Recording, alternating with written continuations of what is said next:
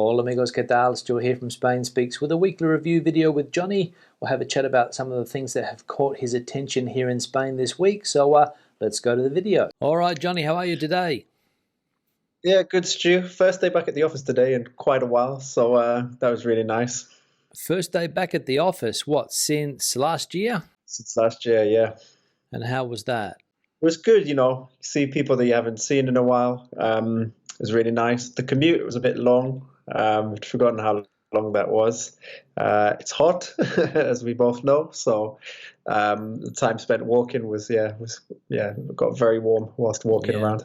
That's it. Yeah. And did you have lunch in the staff canteen? I did, yeah, but they have to order food from outside because of, safety protocol and all that. So Okay, all right, good. Yeah. That's it. That's it. Yeah, it is hot. I'll give you that. Very, very hot at the moment. Yeah. Especially late afternoon. I don't know how hot it got to today. I don't know what the temperature was, but I saw 36, 37 in the car. Yeah, it's about 30, 33, 34 I had on my iPhone. So yeah. I think Hot. it's about that. Yeah. Hotter on the roads. That's it. So what's on the agenda this week? Yeah, well, let's start off with the youth unemployment plan that was announced by Yolanda Diaz. So she's announced a plan to invest 3 billion euros in this plan to kind of aims to reduce youth unemployment, and it's the biggest inversion of its kind in this area of the Ministerio de Trabajo that they're investing in youth unemployment. Good. So she thinks she's going to be able to fix a 40-year problem. Well, yeah, it's sadly it's been a problem that's been around for a while in Spain. It's still going on today as well. But we can hope, because we hope that the young people, our generation, we can bring something, that we do have the opportunities that we need to be able to bring value to the workspace.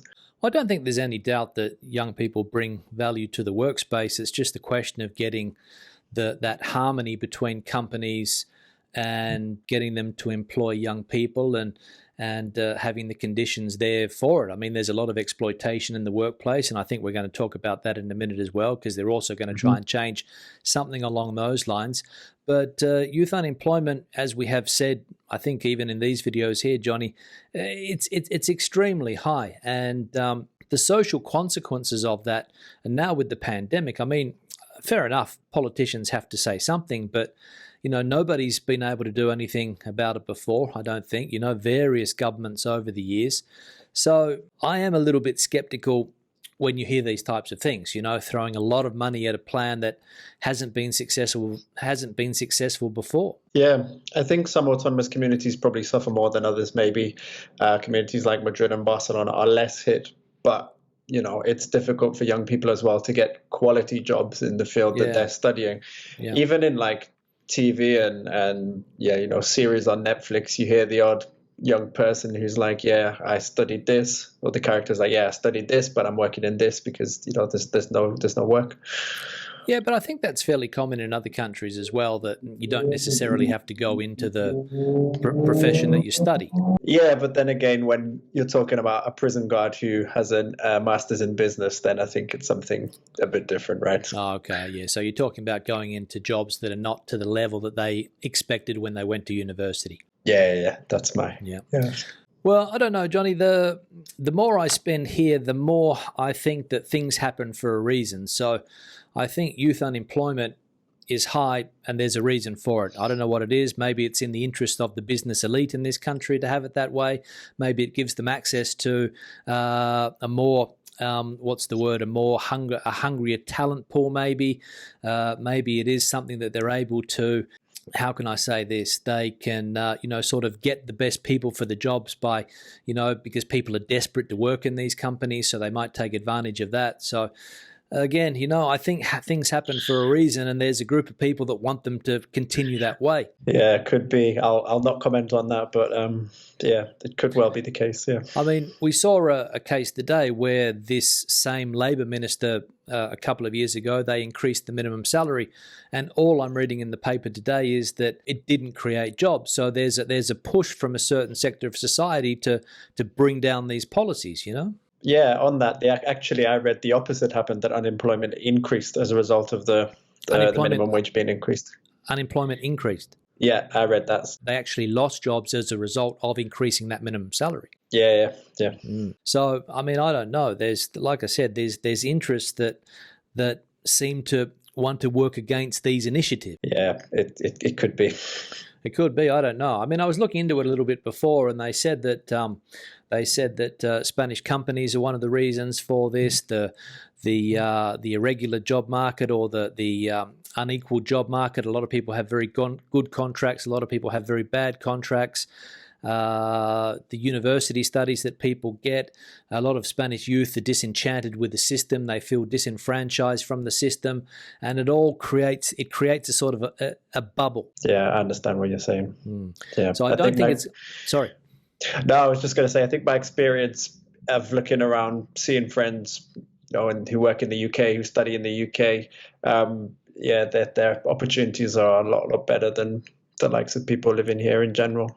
Yeah, well, I saw the other day that some 300,000 Spanish people are applying or have applied for residency in the UK, and a lot of them are young people that can't get jobs here, or they go there because they have better job security and more access to the labour market. So, like I said, I'm a little bit skeptical, Johnny, that this is going to be the policy to change things, but let's hope that I'm wrong, and let's hope that things do change. We can hope, yes, we can hope. Because I have a vested interest in this, having an 11-year-old son.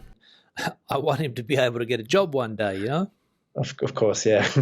Not being unemployed until he's 35 years of age and living at home, which is sometimes the case for others. But anyway, what's next on the agenda, Johnny? Yeah, so let's come back to that point you mentioned about working conditions before. So another thing that Yolanda Diaz has announced recently is the reform of temporary work contracts. So the idea that people who've been on temporary work contracts for a set amount of time, I think it's 24 months out of the past 30 months, automatically get moved over to a fixed contract, so a permanent contract. Companies also, as well, if they want to hire a temporary worker, they have to state the reasons why they want to hire a temporary worker.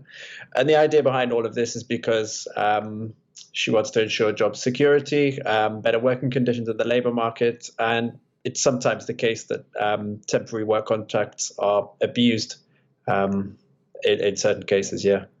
Yeah, well, absolutely, they're abused, yeah, because as you said, people just go from temporary contract to temporary contract, and as a result, they have no job security, and it makes it difficult for them to live their lives when difficult to get access to credit, difficult to plan a family. So, another plan that the government has. Again, difficult to change because it's a system that's been in place for a long, long time. I was reading something earlier today, and it said that when the dictatorship finished, one of the big problems was that people had ironclad contracts. And in the last 40 years, or the 40 years during the democratic period, temporary contracts were part of the norm. And it was a way that, companies did business. And it also, as we just mentioned, it created that two-tier labour market system. So you had people with fantastic contracts, and then on the other side you have people with these temporary contracts. And again, these things happen for a reason. It's one thing to have the ambition to change them, but we've been in the situation for a long time. Yeah, it's interesting what you say there. Like, that seems to be a cultural thing in Spain almost, because I noticed something similar in France. They have the equivalent types of contracts, so permanent and temporary contracts, and it works similar to in France. And I know people who've been on temporary contracts that just keep getting renewed, and they never get moved over to a permanent contract, and it's got to be frustrating for them. Well, I can imagine it is, and it's one of those things that I read a couple of years ago, a story. Somebody had been on temporary contracts for 10 years. He started when he was 25 and he was 35. He wanted to try and have some type of job security, a permanent contract, and that's the idea that people have. And if they don't get that, it again leads to the frustrations. Yeah, absolutely. But, as I said before, this government obviously seems that they're going to be the ones that change things, and let's hope that things do change. But again, it's a serious problem for the country when we talk about the labour market and the way things work when it comes to getting a job. Yeah. Well, you say the government wants to try and change that. They have made some pretty drastic steps. If we think about what we talked about in this video and previous videos, when we talk about the likes of making Deliveroo and Uber have to contract riders on, permanent contracts. Yeah. What else is there? There's something else that they've done that's, increasing the minimum wage as well. There's another example. Yeah. But I've also read that one of the big problems is that the political parties are so divided when it comes to these politics that nothing ever really gets done, because as soon as the next government comes in, they want to start changing things again. That's what happens with education, for example. I mean, we're getting a little bit off track here, but every 4 years or every 6 years, the education system changes because the one government wants to leave their mark on it, and it's the same when it comes to labour reforms. So we saw that after the 2008 crisis, one of the things that the European Union demanded from Spain was labour reform. So the Prime Minister at the time, I think Rajoy was the Prime Minister at the time, brought in all of these changes, and you read in the papers every day that the current government wants to change those things that were done on European Union recommendations. So again, what's going to happen when this government loses? I mean, they were optimistic a couple of years ago, Johnny. They said, we're going to be here for decades. But I don't think that's going to be the case. I reckon now we've seen with what's happening in some parts of Spain that this government, I think their time's up. And, so what's going to happen in 3 or 4 years' time if they do change and all of these things that they've done, gone? Yeah, something to keep an eye on. We'll not get into the politics of it all, but I can understand your point of view. You're optimistic, Johnny, but I've been here for 22 years. I haven't seen any changes. Yeah. Oh, I'm not necessarily saying that I am completely optimistic about it. I try to always come with a balanced view. I'd like to be optimistic. Yeah, of course. I would like to have a balanced view as well. But as I said, the longer I live here, the more I come to that conclusion that something or some forces don't want these things to change. I don't know if it's true or not, but it seems to be the case. Yeah. Yeah. I guess.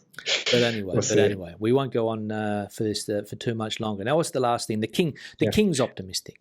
Yeah, the king is optimistic about the future of Spain. He thinks that the key is for Spain to recover and come back with a bang is the digitalization of the economy, sustainable investment, and what was the third one? It was internationalization as well. Okay. So these are the king's 3 things that he's highlighted.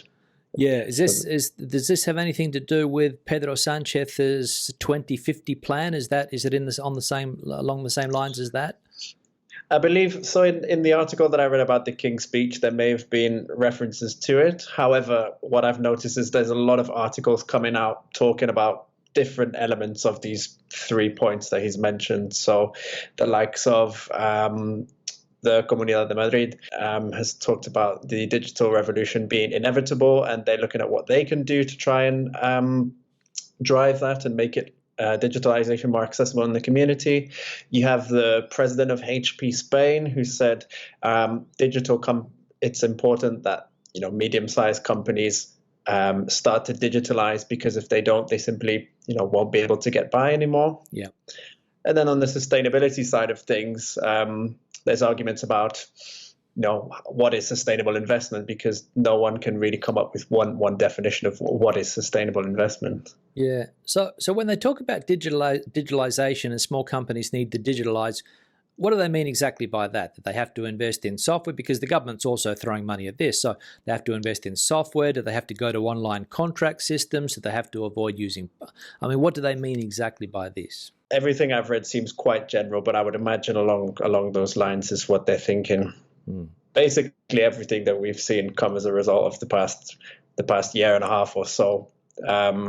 It's shown us how the world of work can be transformed, and I guess leveraging the good things of that is what companies and the government wants to drive, because they believe it will help the economy. Yeah. Well, I suppose that you also have to have the initiative come from companies that they want to make these changes as well. And I mean, you can see with those companies that we talked about before with the riders, these delivery companies, they're very digitalized companies using very smart apps that are able to, get the food from a restaurant to your door very easily, and other services like this as well. But when it comes to other companies, what do they mean exactly by digitalization? That's the question that I have. I think it's an open question for probably a lot of companies right now as well. And sustainable development, was it that you said? Yes, a sustainable investment. Sustainable investment. So what do we mean by that? Well, yeah, it's another open question. No one really has a definition of it. I mean, you could say that sustainable investment is the new electricity tariff system that they've put in to try and discourage off-peak hours. You could say it's investing in companies that use renewable energy. Yeah. You could say it's using an electric car or walking. Well, it's actually interesting you mentioned that, because those new tariffs that's been controversial over the last week, because various places around the country have banned you from putting the washing machine on in those hours of the night, Johnny. Yeah, I've found a way around it for now, but we'll see what the Comunidad de Madrid does. Well, I don't think they've done anything yet, but there are places around it. So one thing is to promote this, but another thing is that you regulate against it. So I can understand the government is forcing people to change their electricity use habits, right? I think that's what they're trying to do. Correct me if I'm wrong, but I think that's what they're trying to do. So the electricity companies or the electrical companies bring out this new system that you get benefits if you use your appliances from these hours to these hours. And then the first thing that happens is that neighbors around the country start to complain because people are doing what they are encouraged to do. So again, where do we go from here? Yeah, it's a bit of a catch-22. It seems to be. It seems to be. So push people in that direction, but then don't regulate against it, or come up with some other type of way to do it. But it seems to, like hitting your head up against the brick wall, Johnny. Yeah, that's one way to. That's it. Yeah. So a sustainable world. Yeah, I think that's what they're trying. They're pushing in that direction, definitely. And but there's a lot of challenges to get there, I think. Mm-hmm. Absolutely. Yeah. Yeah, a lot of challenges. That's it. So the king had his 20 cents worth on the matter. So we'll see if people listen to him or not. I don't know. Yeah. That's it. Yeah, we'll see. All right, anything else, Johnny? So that was all for today, Stu. All right, good. So we'll start to wrap the conversation up there.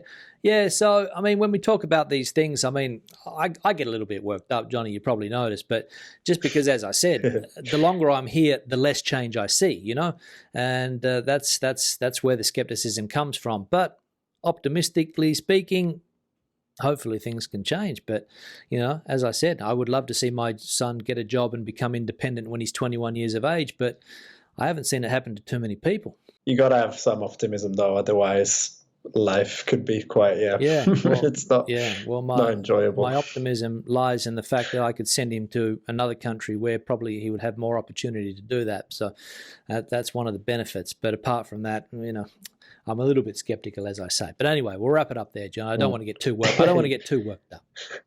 Yeah, no problem. All right. We'll chat in the next one, Johnny. Have a good one. You too. See you later. So there we go. That was the weekly review video. Questions and comments, please leave them in the section below. Debate the video out as you normally do. Give it a thumbs up if you liked it, thumbs down if you didn't. I'll see you in the next one. Hasta luego.